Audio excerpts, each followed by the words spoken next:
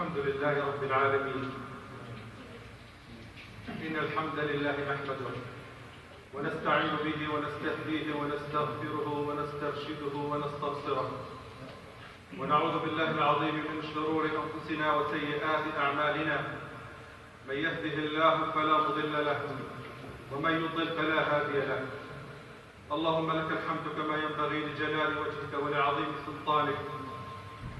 اللهم لك الحمد حمدا كثيرا طيبا مباركا فيه، ملء السماوات وملء الأرض وملء ما بينهما وملء ما شئت من شيء بعد.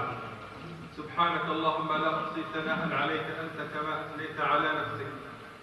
وأشهد أن لا إله إلا الله وحده لا شريك له، نزل علينا خير الكتب وبعث إلينا خير الرسل وجعلنا خير أمة أخرجت للناس.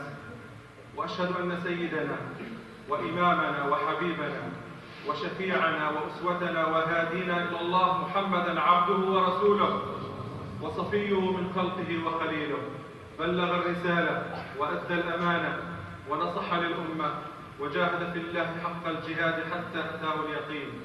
اللهم صل وسلم وبارك على سيدنا محمد وعلى آله وأصحابه أجمعين. وبعد، فإني أوصيكم ونفسي بتقوى الله، وأحث نفسي وإياكم على طاعته. يا أيها الذين آمنوا اتقوا الله حق تقاته ولا تموتن إلا وأنتم مسلمون. أيها الكرام، يقول الله تعالى في كتابه الحكيم: والله جعل لكم من بيوتكم سكنا. قال ابن كثير: يذكر الله تعالى في هذه الآية تمام نعمه على عبيده بما جعل لهم من البيوت التي هي سكن لهم يأوون إليها ويستترون وينتفعون بها سائر وجوه الانتفاع. ماذا يمثل البيت لأحدنا؟ أليس هو مكان أكله ونومه وراحته؟ أليس البيت مكان خلوته بأهله وأولاده؟ أليس هو مكان ستر المرأة وصيانتها؟ وقرن في بيوتكن ولا تبرجن تبرج الجاهلية الأولى. إذا تأملنا أحوال الناس ممن لا بيوت لهم ويعيشون في المخيمات أو الملاجئ أو على الأرصفة أو لاجئين مشردين، لعرفنا نعمة البيت الذي نسكن فيه بفضل الله تعالى. كلنا الآن نسكن في بيوت وتحت سقف بعد أن هجرنا. الآن نحن بفضل الله كل منا لنا بيته الذي يأوي إليه بعد قليل. حديثنا وعنوان لقائنا مع حضراتكم اليوم: نصائح لإصلاح البيوت. نصائح لإصلاح البيوت. لا بد أخي الكريم من إصلاح بيتك والاهتمام به بشكل كبير ووقاية نفسك وأهلك من النار. يا أيها الذين آمنوا قوا أنفسكم وأهليكم نارا وقودها الناس والحجارة عليها ملائكة غلاظ شداد لا يعصون الله ما أمرهم ويفعلون ما يؤمرون. أيضا هناك مسؤولية كبيرة ملقاة على عاتقك أخي الكريم. كلكم راع وكلكم مسؤول عن رعيته. أنت راع في أهل بيتك ومسؤول عن زوجتك وأولادك، لذلك يجب أن ترعاهم حق الرعاية وأن تحسن لهم. البيت أيها الإخوة، قبل أن أبدأ بالنصائح، عند الفتن البيت ملجأ للإنسان ومأوى للإنسان. ابتعد عن النظر المحرم أخي الكريم. لا تدع نظرك يلتفت يمينا وشمالا. اجلس في بيتك يا أخي. مثلا أحيانا نجد البعض جلس في الشارع فترات طويلة، لماذا يجلس وينظر هنا وهنالك إلى ما حرم الله تعالى؟ جاء رجل إلى النبي صلى الله عليه وسلم قال: ما النجاة يا رسول الله؟ ماذا أفعل لكي ينجيني الله؟ ما النجاة يا رسول الله؟ قال: أمسك عليك لسانك وابكي على خطيئتك وليسعك بيتك. النصيحة الثالثة لهذا الرجل: وليسعك بيتك. أيها الأحباب، بصلاح البيت يصلح المجتمع، فالبيت هو لبنة في لبنات المجتمع.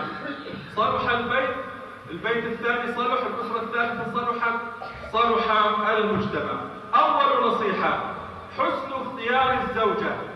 هذا أمر مهم. وأنكحوا الأيام منكم والصالحين من عبادكم وإمائكم إن يكونوا فقراء يغنيهم الله من فضله والله واسع عليم. تنكح المرأة لأربع: لدينها ولجمالها ولحسبها، فاظفر بذات الدين تربت يداك، ولمالها، فاظفر بذات الدين تربت يداك. المرأة الصالحة أساس صلاح البيت مع الرجل. أخي الشاب، لا تتزوج إلا صاحبة الخلق والدين. تذكر حديث النبي صلى الله عليه وسلم: الدنيا متاع وخير متاعها المرأة الصالحة. تذكر عندما تريد الإقبال على الزواج أن أولادك سيكونون بين يدي هذه المرأة، هي التي ستربيهم في المستقبل، فاحرص على أن تكون صاحبة خلق ودين. طيب يا شيخ، أنا تزوجت وجدت امرأتي قليلة التدين، ماذا أفعل؟ اسعى أنت في إصلاحها، أنت علمها الصلاة واجعلها ممن يواظب عليها، وراتبها باستمرار في هذا الموضوع، موضوع الصلاة. هذه مهمتك. مو معقول أنت تصلي وامرأتك تتركها نائمة مثلا لا تصلي ولا تقرأ لصلاة الفجر. هذه كلكم راع وكلكم مسؤول عن رعيته. اسعى أنت في إصلاحها، دربها على تلاوة القرآن الكريم، حثها على الصدقة، حثها على الصدقة. قال النبي صلى الله عليه وسلم: يا معشر النساء تصدقنا فإني رأيتكن أكثر أهل النار. وغير ذلك. إذا أنت تكون سببا بعد هداية الله عز وجل لها، سببا في هدايتها وفي إصلاحها. اجعل، ثاني نصيحة: اجعل بيتك أخي الكريم مكانا لذكر الله تعالى. اذكر الله في البيت. يقول النبي صلى الله عليه وسلم: مثل الذي يذكر ربه والذي لا يذكر ربه كمثل الحي والميت، كمثل الحي والميت.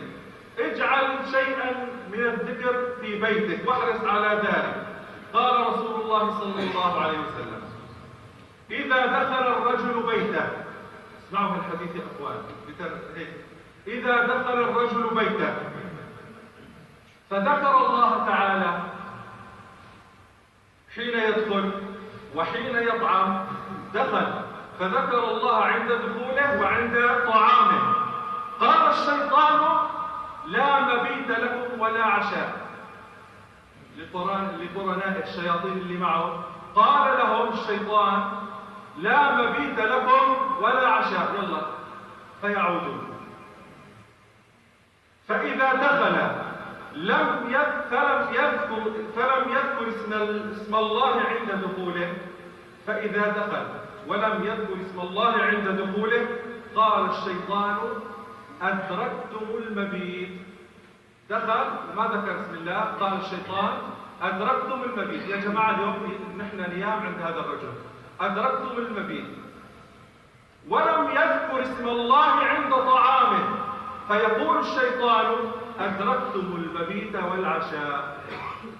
أترضى أن يبيت معك الشيطان ويأكل معك؟ أكيد لا، أكيد لا أخي الكريم. شوفنا على الأقل تذكر هذه عندما تضع المفتاح في الباب فتح ودخل يعني مع أول خطوة قل بسم الله، هاي كل الشغلة. واللي الله بيفتح عليك من الأفكار بعدها فبها ونعمت. على الأقل عند دخولك قل مع طقة المفتاح دخلنا بسم الله. الشيطان هرب. عندما تجلس على الطعام بسم الله، ما ضل الشيطان أبدا. هكذا علمنا النبي صلى الله عليه وسلم. أيضا النصيحة الرابعة لأهل بيتك، أخي علم أولادك الصلاة واحرص على ذلك، علمهم القرآن. ما استطعت أن تعلمهم القرآن، المعارف متوفرة بفضل الله والمراكز التي تعلم الأولاد القرآن واللغة العربية وغير ذلك. لا تبخل في إرسال ولدك لتعلم القرآن الكريم، مسؤولية مناطة في رقبتك. مو معقول ابنك عمره 10 سنوات أو 15 سنة وما علمته الفاتحة حتى الآن يا أخي الكريم، حبيبي في الله. ما بيجوز، ما بيصير. ما بعرف والله يا شيخ، في معهد بعده. علمه، دربه على مكارم الأخلاق. أنا أنصح نفسي يا أحباب، أنا والله جاي أنا أعطي درس، أنا أنصح نفسي وإياكم. درب ابنك على مكارم الأخلاق منذ صغره. علمه الصدق، أبعده عن الكذب. إذا علمته الصدق أكمل حياته بشكل صحيح، ماشي حاله. الصدق أهم شيء، ويبتعد عن الكذب. وبقية مكارم الأخلاق أيضا، احرص على تعليمه وتدريبه على مكارم الأخلاق، هذا أمر مهم. عود ابنك على الصدقة، خليه بإيده يتصدق. يعني مثلا كنت بمسجد بدك تحط في صندوق ومعك ابنك، خذ يا أبي هال5 ليرات هال10، خليه هو يحطها بإيده. هذا تتعود على الصدقة، تتعود على الكرم.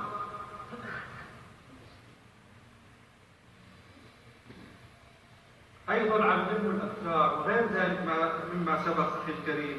يقول النبي صلى الله عليه وسلم، هذا حديث عند الخروج من البيت أيضا، هذا لي ولك ولأولادنا أيضا.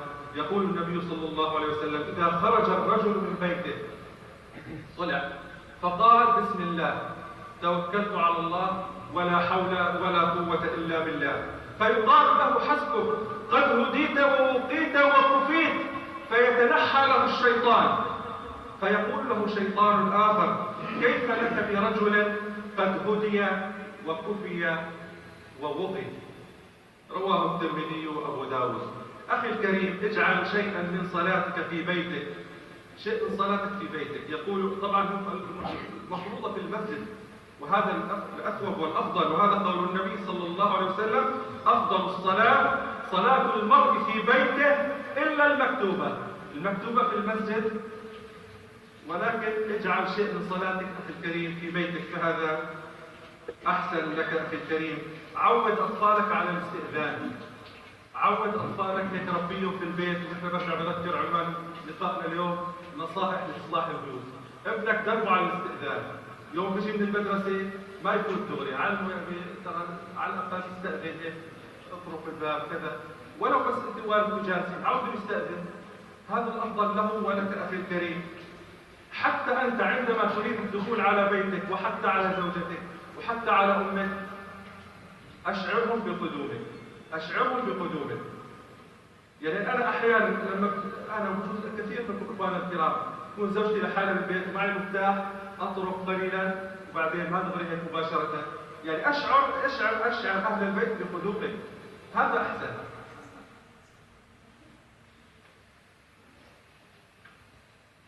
اجعل شيئا من وقتك للجلوس مع عائلتك، اجلس مع عائلتك أخي الكريم وتحدث معهم. أنت صاحب القرار، وأنت مدير هذه المؤسسة اللي هي البيت، وأنت الراعي في هذا البيت، كلكم مسؤولون عن رعيته، ولكن لا يمنع ذلك أن تشاورهم، خصوصا إذا كبر أطفالك. أي مشكلة في البيت شاور. صار ابنك شاب عمره 20 سنة 18 سنة، حكته يا أبي المشكلة صارت معنا كذا وكذا وكذا.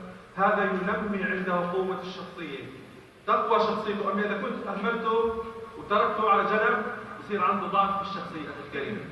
دائما شاوره في أي شيء، أو في أكثر، مو في كل شيء، في أكثر الأشياء التي تمر معه أو المشاكل. واحرص أخي حبيبي في الله، ما تكون المشاكل بينك وبين زوجتك أمام أطفالك، ما تكون ضرب الصحون والكاسات أمام الأطفال. انتبه لهذا الموضوع. مصيبة كبيرة إذا كل يوم على الرجل اللي هو زوجته سياح والثاني أو أخذ وعطاء أمام الأطفال، مشكلة كبيرة. أي مشكلة بينك وبين زوجتك، مو أمام الأطفال. وأي مشكلة تكون بينك وبين زوجتك داخل البيت، لا تخرجها خارج البيت إلا للضرورة إذا استفحل الخلاف. أي مشكلة أحلها بيني وبين زوجي. للحديث بقية أحبابنا الكرام، ولكن لا بد من استراحة قصيرة نستغفر فيها الله عز وجل. أقول قولي هذا وأستغفر الله العظيم، وكل منكم يستغفر الله.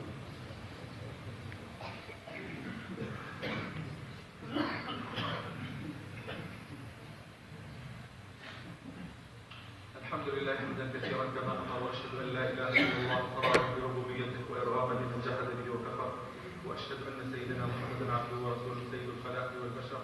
صلى الله عليك يا سيدي يا رسول الله، قد اتصلت عين بنظر وسمعت اذن بخبر. عباد الله، اوصيكم ونفسي بتقوى الله، ونفسي واياكم على طاعته. حبيبي في الله، لا تدخل الى بيتك الا الانقياء الصالحين. لا تدخل الى بيتك الا الصالحين. يقول رسول الله صلى الله عليه وسلم: لا تصاحب الا مؤمنا، ولا ياكل طعامك الا تقي. وأين الحديث؟ لا تصاحب إلا مؤمنا، ولا يأكل طعامك إلا تقي. بيوت خربت بيوت يا أخواننا من إنسان فاسق دخل على البيت وأثر على الزوجة، وكان سبب مشاكل كبيرة وطامات كبرى نتيجة إنه إنسان فاسق دخل مع الزوج يوم من الأيام على البيت. هذا أمر مهم. إنسان صالح صاحب تقوى كذا أدخله وأطعمه مثلا ضيافي، أما غير ذلك أبعده نهائيا. انتبه لأصدقاء أولادك أخي الكريم، مع من يخرجون، مع من يدخلون، هذا شيء مهم خصوصا الآن في مجتمعنا هذا. من هم أصدقائهم في المدرسة؟ انتبه لجوالاتهم. جوال ابنك، لا تنام وابنك الصغير معه الجوال، أنا سهران للصبح. نمت الساعة 10 مثلا، ابني سهران للصبح والجوال العالم بين يديه. مصيبة كبيرة هي، مصيبة كبيرة. شلون بدك تتركه هذا؟ أنا بعرف شو عم يشوف أو ماذا يشاهد في هذا الجوال. أخي حبيبي في الله، أيضا موضوع نشر أسرار البيت. يعني أحيانا ربما بعض الفساق، حاشاكم، بعض الفساق ينشر حتى العلاقة الزوجية بينه وبين زوجته. شو عم يصير؟ هذا أخبر عنه النبي صلى الله عليه وسلم، فقال: إن من أشر الناس عند الله منزلة يوم القيامة الرجل يفضي إلى امرأته وتفضي إليه ثم يصبح فينشر سرها. حتى شو صار بينه وبين زوجته؟ مصيبة كبيرة. هذا من أشر الناس منزلة يوم القيامة. عاون أهلك في البيت، هكذا كان رسول الله صلى الله عليه وسلم يفعل، وساعدهم إذا كانوا بحاجة للمساعدة. ما انتقاص من الرجولة هذا، والله ما انتقاص إذا اضطريت ساعدت زوجتك في البيت، أمر عادي ومنتهى الرجولة هذه. هكذا كان النبي صلى الله عليه وسلم يصنع في بيته. قالت عائشة: كان في مهنة أهله فإذا حضرت الصلاة خرج إليها. هكذا كان رسول الله صلى الله عليه وسلم، وكان يخيط ثوبه ويخصف نعله ويعمل ما يعمل الرجال في بيوتهم. حتى الأقارب أخيرا، إذا بدي تدخل أقاربك من غير المحارم ننتبه لهذا الموضوع. الحم الموت، بدي تدخل أخوك، عمك، خالك، أنت لازم تكون مع الشيخ عم يتشدد. لا والله يا أخوان هكذا هيك أخبرنا النبي عليه الصلاة والسلام. الحم الموت القريب، يعني أخذ الزوج أو كذا. حتى هالأمور ننتبه لها. بارك الله فيكم. أخيرا، أزل الصور التي فيها أرواح. صورة فيها إنسان، تمثال على شكل طير، أزل هذه الأشياء من بيتك، فإن الملائكة لا تدخل البيوت التي فيها هذه الأشياء. اللهم علمنا ما ينفعنا وانفعنا بما علمتنا وزدنا علما يا أرحم الراحمين. اللهم صل على سيدنا محمد وعلى آل سيدنا محمد كما صليت على سيدنا إبراهيم وعلى آل سيدنا إبراهيم، وبارك على سيدنا محمد وعلى آل سيدنا محمد كما باركت على سيدنا إبراهيم وعلى آل سيدنا إبراهيم في العالمين إنك حميد مجيد. وارض اللهم عن ازواج رسول الله وعن الصحابه اجمعين وعن التابعين ومن تبعهم باحسان الى يوم الدين. اللهم اجعل جمعنا هذا جمعا مرحوما واجعل تفرقنا من بعده تفرقا معصوما، ولا تجعل فينا ولا معنا يا اله شقيا ولا مطرودا ولا محروما. اللهم لا تدع لنا في هذا اليوم المبارك ذنبا الا غفرته، ولا هما الا فرجته، ولا كربا الا نفسته. اللهم فرج هم المهمومين من المسلمين. اللهم نفس كرب اهل سوريا، اللهم نفس كرب اهل سوريا، اللهم نفس وفرج عنهم ما هم فيه يا رب العالمين. اللهم انصر المستضعفين في بلاد الشام، انصر المستضعفين في بلاد الشام بقوتك يا رب العالمين. اللهم اهدنا لاحسن الاخلاق لا يهدي لاحسنها الا انت، واصرف عنا سيء الاخلاق لا يصرف عنا سيئها الا انت. اللهم آت نفوسنا تقواها وزكها انت خير من زكاها، انت وليها وانت مولاها. اللهم انا نسالك الهدى والتقى والعفاف والغنى. اللهم اصلح اولادنا، اللهم اصلح بيوتنا، اللهم اصلح شبابنا واصلح بناتنا برحمتك يا ارحم الراحمين. ربنا آتنا في الدنيا حسنة وفي الآخرة حسنة وقنا عذاب النار. وصلى الله على سيدنا محمد وعلى آله وأصحابه أجمعين، والحمد لله رب العالمين.